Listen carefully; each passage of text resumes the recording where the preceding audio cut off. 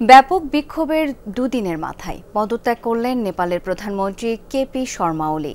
মঙ্গলবার কারফিউ উপেক্ষা করে বিক্ষোভে নামে হাজার হাজার মানুষ।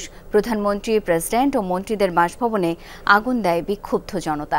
এ সময় মন্ত্রিসভার সদস্যদের হেলিকপ্টারের মাধ্যমে উদ্ধার করে সেনাবাহিনী। বাতিল করা হয় বিমানবন্দরের সব ফ্লাইট। সোমবার সোশ্যাল মিডিয়া নিষিদ্ধের জেরে শুরু হয় বিক্ষোভ। নিরাপত্তা বাহিনীর গুলিতে অন্তত ১৯ জন নিহত হওয়ার ঘটনায় তার রূপ নেয় সরকার পতনের আন্দোলনে। নতুন ব্লেন্ডে আরো রিচ অ্যারোমায় সেলন ফ্যামিলি ব্লেন্ড টে। বিক্ষুব্ধ মানুষের ঢল।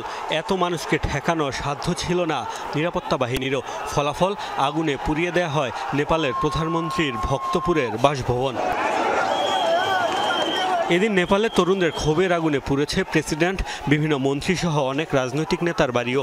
যদিও সকল নেতাকর্মী ও তাদের পরিবারের সদস্যদের আগেই নিরাপদে সরিয়ে নেয় দেশটির সেনাবাহিনী। অস্থিতিশীল পরিস্থিতিতে বন্ধ করে দেয়া হয়েছে বিমানবন্দরের সব ধরনের ফ্লাইট। সোমবার পুলিশের গুলিতে ১৯ বিক্ষোভকারী নিহতের জেরে আরও উত্তপ্ত হয়ে ওঠে দেশটির পরিস্থিতি, যার জেরে মঙ্গলবারও কারফিউ উপেক্ষা করে আন্দোলনে নামে জনতা। নিরাপত্তা বাহিনীর নির্বিচার গুলির জেরে দেশ ও দেশের বাইরে ব্যাপক সমালোচনার মুখে পড়েন প্রধানমন্ত্রী কেপি শর্মা। পরিস্থিতি নিয়ন্ত্রণের বাইরে চলে যাওয়ায় পদত্যাগ করতেই বাধ্য হলেন তিনি। এর আগে স্বরাষ্ট্রমন্ত্রী রমেশ লেখকের পদত্যাগের পর দায়িত্ব ছাড়েন একের পর এক মন্ত্রী। ছাত্রদের সাথে একাত্মতা প্রকাশ করে পদ থেকে সরে যাওয়ার সিদ্ধান্ত নেন কৃষি ও পশুপালন বিষয়ক মন্ত্রী রামনাথ অধিকারী। সরে দাঁড়ান যুব ক্রীড়ামন্ত্রী তেজুলাল চৌধুরী এবং পানি সম্পদ মন্ত্রী প্রদীপ যাদবও। গেল ৪ September Facebook, YouTube, X, Instagram, Reddit ও লিঙ্কডিন সহ ২৬টি সামাজিক যোগাযোগ মাধ্যম নিষিদ্ধের ঘোষণা দেয় নেপাল সরকার। এসব প্রতিষ্ঠানের বিরুদ্ধে নির্ধারিত সময়ে তথ্য ও যোগাযোগ প্রযুক্তি মন্ত্রণালয়ে নিবন্ধন না করার অভিযোগ তোলা হয়।